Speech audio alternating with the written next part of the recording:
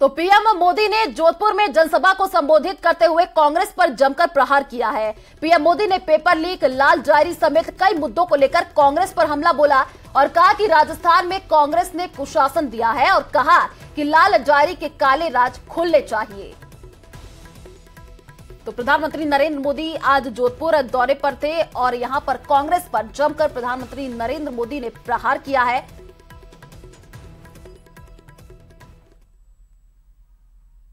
कांग्रेस के paper leak mafia ने यहां के लाखों युवाओं का भविष्य बर्बाद कर दिया है। राजस्थान का युवा इंसाफ मांग रहा है। चुनाव के समय बेरोजगारी भत्ते का वादा करने वाली कांग्रेस ने यहां के युवाओं को पेपर लीक माफिया के हवाले कर दिया। ऐसे हर पेपर लीक माफिया के खिलाफ बीजेपी सरकार सख्त से सख्त कार्रवाई करेगी। कि लाल डायरी में कांग्रेस के करप्शन की हर काली करतूत उसमें है। आप मुझे बताइए, इस लाल डायरी के काले राज, सुनिए, इस लाल डायरी के काले राज खुलने चाहिए कि नहीं खुलने चाहिए? सब खुलकर के बाहर आना चाहिए कि नहीं आना चाहिए?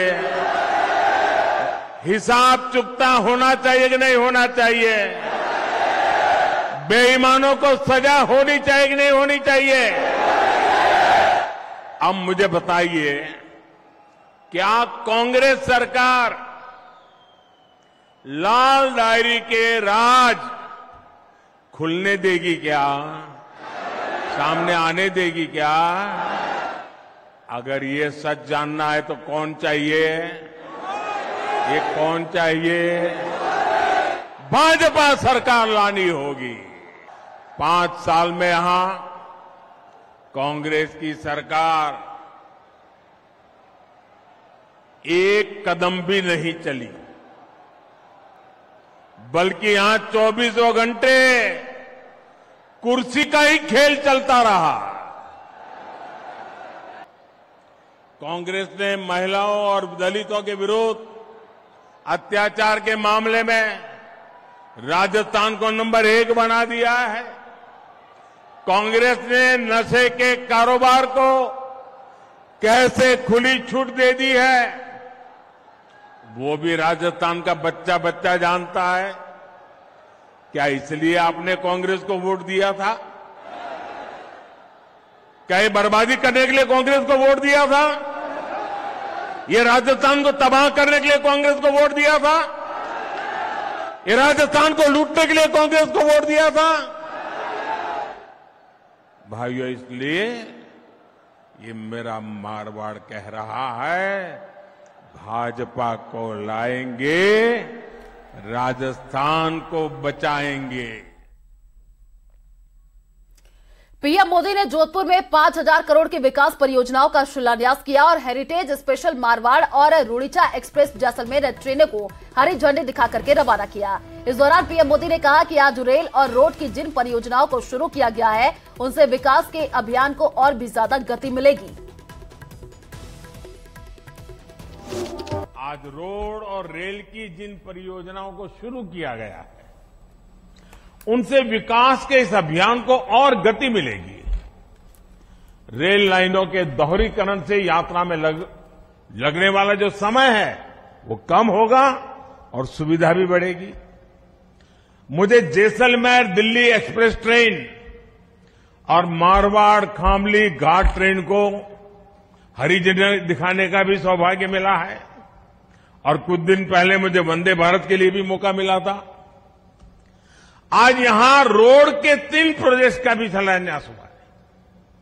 आज जोधपुर और उदयपुर एयरपोर्ट के नए पैसेंजर टर्मिनल बिल्डिंग का शिलान्यास हुआ है। इन सभी विकास कार्यों से इस इलाके की लोकल अर्थव्यवस्था को बल मिलेगा और रोजगार के नए।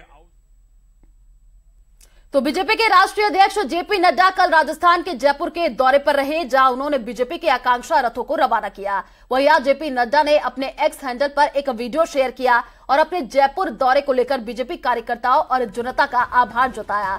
वीडियो के साथ नड्डा ने अपने एक्स पर लिखा कि जयपुर राजस्थान की यात्रा में भाजपा कार्यकर्ताओं और जनता के अभिनंदन के लिए आभारी हूं। आपड़ो राजस्थान सुझाव आपका संकल्प हमारा अभियान में प्राप्त राजस्थान के जन जन की आकांक्षाएं हमारा संकल्प बनेंगी।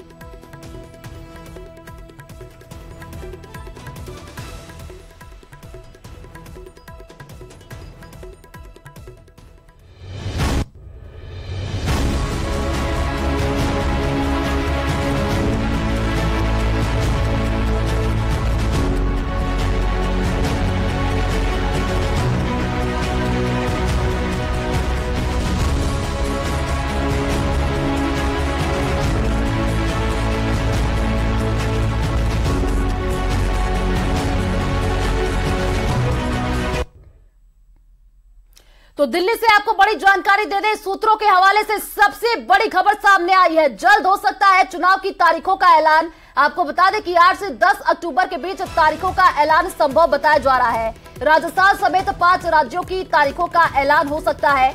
चुनाव आयोग ने कल एक बड़ी बैठक बुलाई है।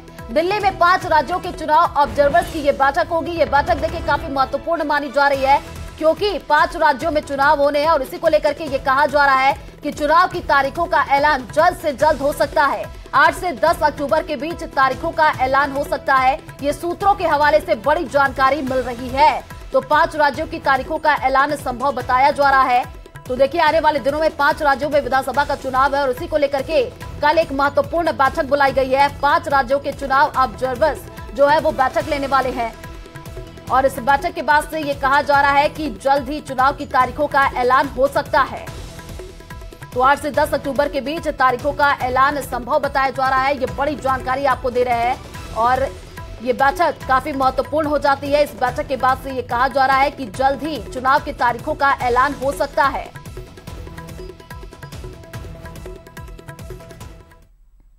रूस के राष्ट्रपति पुतिन ने फिर से प्रधानमंत्री नरेंद्र मोदी की जमकर तारीफ की है। वित्तीय सुरक्षा को लेकर हुए एक कार्यक्रम के दौरान उन्होंने ये बयान दिया और पीएम मोदी को बुद्धिमान व्यक्ति बताया।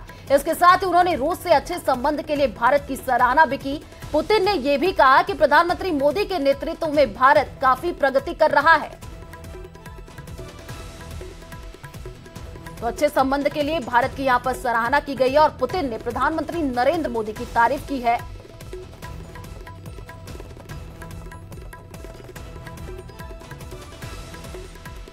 तो प्रधानमंत्री नरेंद्र मोदी की तारीफ यहां पर पुतिन ने की है। रूस के राष्ट्रपति देखिए यहां पर तारीफ करते हुए नजर आए। अच्छे संबंध के लिए भारत की सराहना भी की है।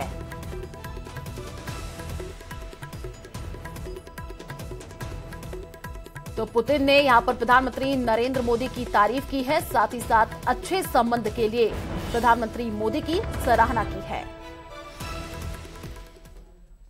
कांग्रेस नेता राहुल गांधी अपने कुत्ते को लेकर नए विवादों में घिर गए हैं। दरअसल राहुल गांधी के अपने नए कुत्ते का नाम नूरी रखा है, जिसको लेकर बखेड़ा खड़ा हो गया है। दरअसल वर्ल्ड एनिमल डे पर राहुल गांधी ने सोनिया गांधी को एक कुत्ता भेंट किया था।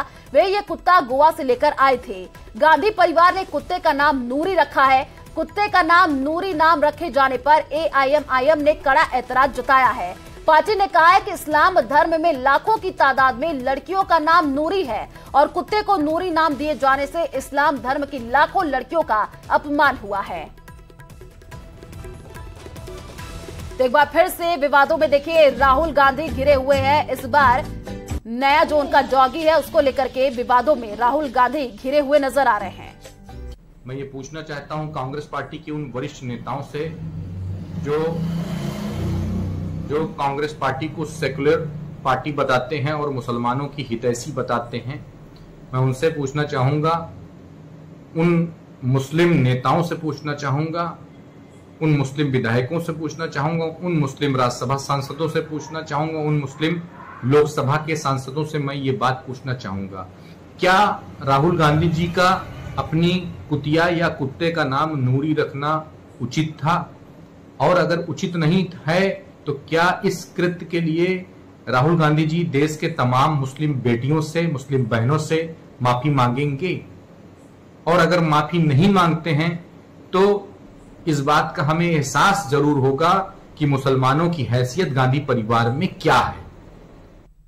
तो अयोध्या में राम मंदिर के उद्घाटन से पहले अयोध्या हवाई अड्डे का निर्माण कार्य तेजी से हो रहा है और एयरपोर्ट के पहले चरण का निर्माण कार्य लगभग पूरा हो गया है। नवंबर में लाइसेंसिंग की प्रक्रिया शुरू होगी और दिसंबर तक एयरपोर्ट का काम पूरा हो जाएगा और एयरपोर्ट संचालन की स्थिति में आ जाएगा। तो देखिए, दिसंबर तक जो एयरपोर्ट का काम है वो पूरा कर लिया जाएगा। राम भक्तों के लिए ये अच्छी खबर है। तेजी से जो एयरपोर्ट का निर्माण हो रहा है वो बहुत ही तेजी से उसका काम चल रहा है। पहले चरण का निर्माण कार्य लगभग पूरा हो चुका है और नवंबर से लाइसेंसिंग की जो प्रक्रिया है वो भी शुरू कर दी जाएगी। तो दिसंबर तक जो एयरपोर्ट का काम है वो पूरा हो जाएगा। राम भक्तों के लिए ये अच्छी खबर।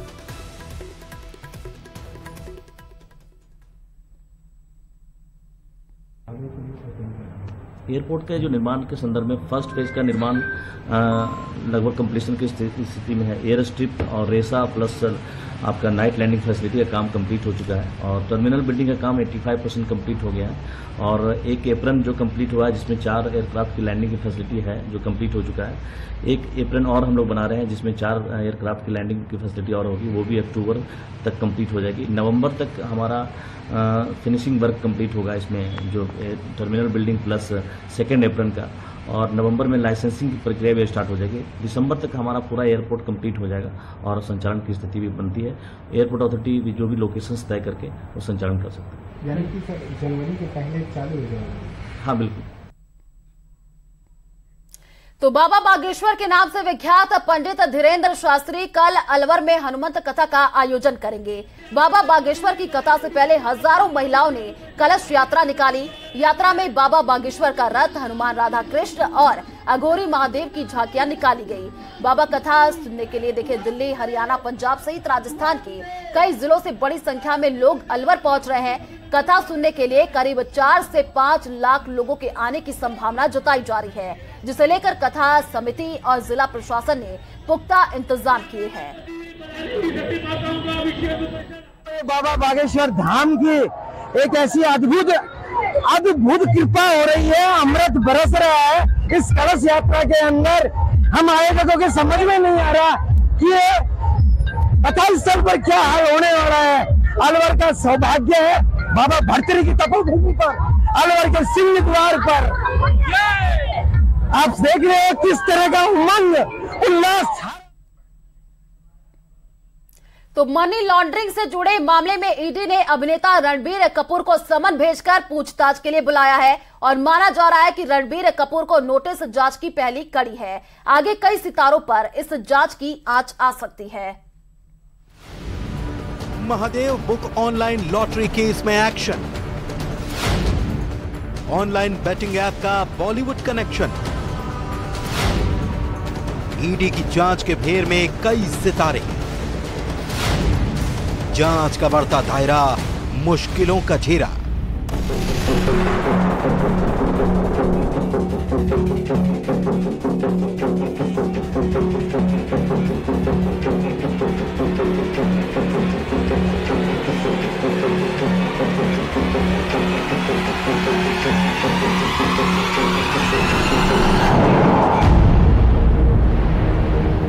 ये उसी ग्रैंड बैटिंग की तस्वीर है जिसमें बॉलीवुड के नामी गिरामी चेहरों के साथ और भी कई हस्तियों ने शिरकत की थी। ये वही शादी है जिसमें एक रिपोर्ट के मुताबिक 200 करोड़ रुपए से भी ज्यादा रुपए पानी की तरह बहा दिए गए। और ये वही शादी है जिसमें शामिल होने के बाद सितारों पर जांच की आंच आ गई है। ये शादी थी महादेव ऐप के प्रमोटर सौरभ चंद्राकर की, जिसने महादेव बुक ऑनलाइन लॉटरी के नाम पर अवैध सट्टेबाजी का ऐसा मायाजाल बुना जिसमें माया नगरी के सितारे फंस गए। मनी लॉन्ड्रिंग मामले से जुड़े इस मामले में अब ईडी ने बड़ा कदम उठाते हुए सेलेब्स को समन भेजना शुरू कर दिया है और इस कड़ी में सबसे पहला नाम सामने आया है अभिनेता रणबीर कपूर का। जिन्हें ईडी एजेंसी ने समन जारी करते हुए 6 अक्टूबर को पूछताछ के लिए तलब कर लिया है।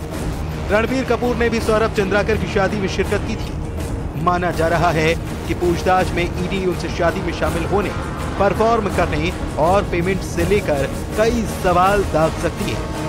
ऐसा नहीं कि सिर्फ रणबीर कपूर ही ईडी के टारगेट पर हैं। जानकारी के मुताबिक बॉलीवुड से जुड़े कई बड़े नाम ईडी के रडार पर हैं, जिनसे आने वाले समय में ईडी पूछताछ कर सकती है। जिन सितारों पर शिकंजा कस सकता है, उन पर महादेव ऐप पर ऑनलाइन सट्टे का कारोबार करने वालों के साथ पैसे के लेन देन का आरोप है। एक रिपोर्ट के मुताबिक महादेव ऐप के प्रमोटर की शादी में शामिल होने वाली हस्तियों को हवाला के जरिए करोड़ों का भुगतान किया गया था। साथ ही मनी लॉन्ड्रिंग के पैसों से विदेश और प्राइवेट जेट में खूब मौज मस्ती हुई थी। इस केस में ईडी ने बीते महीने कई शहरों में छापेमारी की थी, जिसमें करोड़ों की भारी भरकम रकम के साथ ईडी को कई अहम इलेक्ट्रॉनिक सबूत मिले थे। बॉलीवुड फिल्म अभिनेता रणबीर कपूर, अभिनेत्री सन्नी लियोनी से केंद्र जांच एजेंसी प्रवर्तन निदेशालय यानी ईडी की टीम पूछताछ करेगी और ये पूछताछ की जो प्रक्रिया होगी ये मुंबई स्थित ईडी के दफ्तर में होगी। और अगर मामले की बात करें कि आखिर कौन सा ऐसा मामला है जिसमें कि बॉलीवुड के इस सेलिब्रिटी को पूछताछ के लिए बुलाया जा रहा था, इस मामले में जो ईडी के हमारे सूत्र बताते हैं कि पिछले कुछ समय पहले महादेव ऐप, जो एक ऑनलाइन सट्टा कारोबार से जुड़ा हुआ एक एप्लीकेशन है, ऑनलाइन सट्टा कारोबार से जुड़े हुए कई ऐसे एप्लीकेशंस हैं जिसके माध्यम से मनी लॉन्ड्रिंग के मामलों को अंजाम दिया जा रहा था। तो इस मामले में एक केस रजिस्टर किया गया था और इस मामले पर सर्च ऑपरेशन को भी अंजाम दिया गया था, जिसमें कि राजधानी दिल्ली, कोलकाता, महाराष्ट्र के कई लोकेशंस में और इसके साथ साथ छत्तीसगढ़ के कई लोकेशन पर सर्च ऑपरेशन को अंजाम दिया गया था। सौरभ चंद्राकर और उसके साथियों पर कई धाराओं में केस दर्ज हैं। अब तक की जांच में सामने आया है कि ऑनलाइन सट्टा किंग कहे जाने वाले सौरभ और रवि के पाकिस्तानियों से भी कनेक्शन हैं। दोनों ने दुबई पहुंचने के बाद 2 पाकिस्तानियों से संपर्क किया और उन्हें बिजनेस पार्टनर बनाकर ऑनलाइन सट्टे के कारोबार में करोड़ों रुपए निवेश कराए। महादेव बुक की जांच जैसे जैसे आगे बढ़ रही है, बड़े खुलासे हो रहे हैं और ताबड़तोड़ कार्रवाई को भी अंजाम दिया जा रहा है। उज्जैन में दर्ज केस के मामले की जांच के बाद सामने आया कि ऑनलाइन सट्टे के इस महान नेटवर्क का पैसा इन्वेस्टमेंट में जा रहा है। दुर्ग पुलिस महादेव बुक का नेटवर्क ध्वस्त करने में जुटी हुई है। अब तक महादेव बुक की कई ब्रांच को बंद किया जा चुका है। 100 से ज्यादा गुर्गों को पकड़ा भी जा चुका है। 24 करोड़ रुपए से ज्यादा कैश भी बैंकों में फ्रीज किया जा चुका है। कड़ियां धीरे धीरे जुड़ती जा रही हैं और जांच के साथ साथ कार्रवाई भी आगे बढ़ती जा रही है। पुलिस के अलावा ईडी ने भी अब जांच की डायरी के पन्ने पलटने शुरू कर दिए हैं, जिसमें एक बड़ा नाम अभिनेता रणबीर कपूर का सामने आया। कोई हैरत की बात नहीं होगी कि जब आने वाले वक्त में कई और हस्तियां भी केंद्रीय जांच एजेंसी की चौखट पर नजर आ सकती हैं। Bureau report, news 18।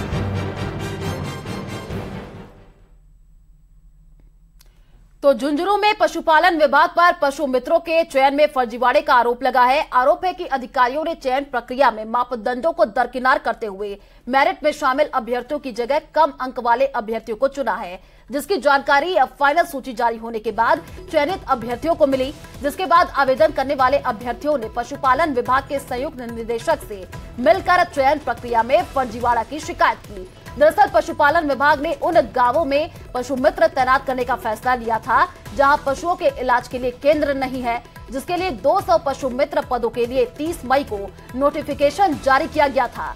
14 जून तक पशु मित्र के लिए आवेदन किया जा सकता था। चयन प्रक्रिया के तहत पशुपालन विभाग ने 478 उम्मीदवारों की पहली मेरिट लिस्ट 6 सितंबर को जारी की थी और इसके बाद 29 सितंबर को 200 अभ्यर्थियों के नाम की फाइनल सूची जारी की गई थी। लेकिन जैसे ही फाइनल सूची जारी की गई, ये विवादों में आ गई।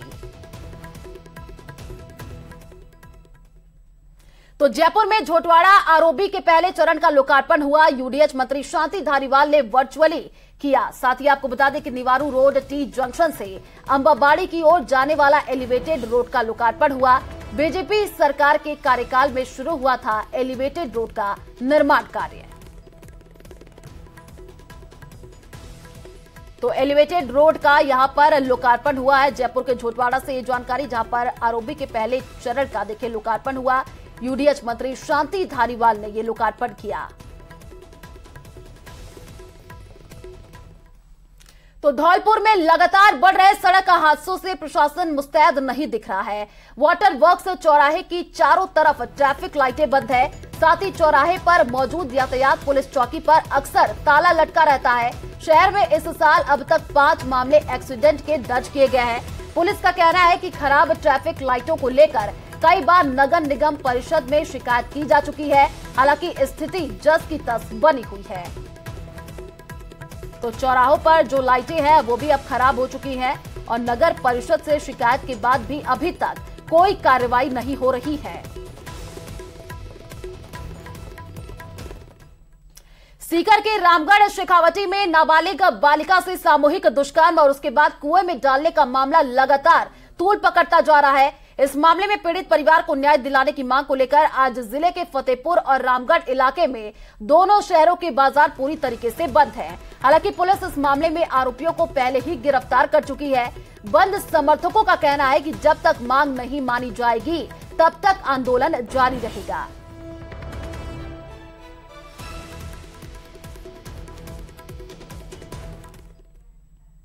तो जैसलमेर में अवैध तस्करी पर पुलिस का बड़ा एक्शन देखने को मिला है। झुंझुनूयारी थाना पुलिस ने 41 किलो 800 ग्राम डोडा पोस्त बरामद किया है। पुलिस ने बिना नंबर प्लेट की गाड़ी को जब्त किया है। हालांकि तस्कर मौके से फरार होने में कामयाब रहा। पुलिस ने एनडीपीएस की धाराओं में मामला दर्ज कर जांच शुरू कर दी है। एसपी के निर्देश में झुंझुनूयारी पुलिस ने ये कार्रवाई की है। तो 20 सूत्री कार्यक्रम के प्रदेश उपाध्यक्ष डॉक्टर चंद्रभान सिंह ने बाड़मेर कलेक्टर के कॉन्फ्रेंस हॉल में 20 सूत्री कार्यक्रम की समीक्षा के लिए जिला स्तरीय बैठक की। इस बैठक में जिला प्रमुख महेंद्र चौधरी, कलेक्टर अरुण पुरोहित, उपाध्यक्ष और कांग्रेस के जिला अध्यक्ष फतेह मोहम्मद समेत सभी अधिकारी मौजूद रहे। प्रदेश उपाध्यक्ष ने 2000 यूनिट फ्री बिजली के साथ जिले में चल रही योजनाओं की जानकारी ली। साथ ही अधिकारियों को ये निर्देश दिया कि केंद्र सरकार द्वारा जारी योजनाओं को जनता तक ज्यादा से ज्यादा लाभ पहुंचाया जाए। 20 सूत्री कार्यक्रम में कई योजनाएं और कार्यक्रम हैं और उनके लिए जो लक्ष्य आवंटित होते हैं